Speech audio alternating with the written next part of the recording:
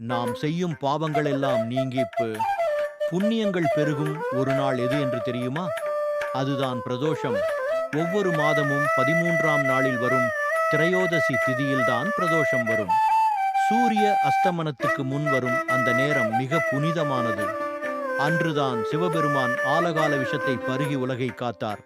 அதனால் நந்தியை வழிபட்டு சிவனை தரிசிப்பது எல்லா பாவங்களையும் நீக்கும். தோஷம் என்றால் குற்றம், அதுக்கு எதிர்ப்பொருளே பிரதோஷம். அதாவது இந்த நேரத்தில் எல்லா தோஷங்களும் குற்றங்களும் நீங்கும். மாலை 4 மணி முதல் 6 மணி வரை நந்திக்கே அபிஷேகம் செய்யப்படுகிறது. நந்தியின் கொம்புகளுக்கு நடுவிலிருந்து சிவனை பார்க்கும் தரிசனம் மிகச் சிறப்பு.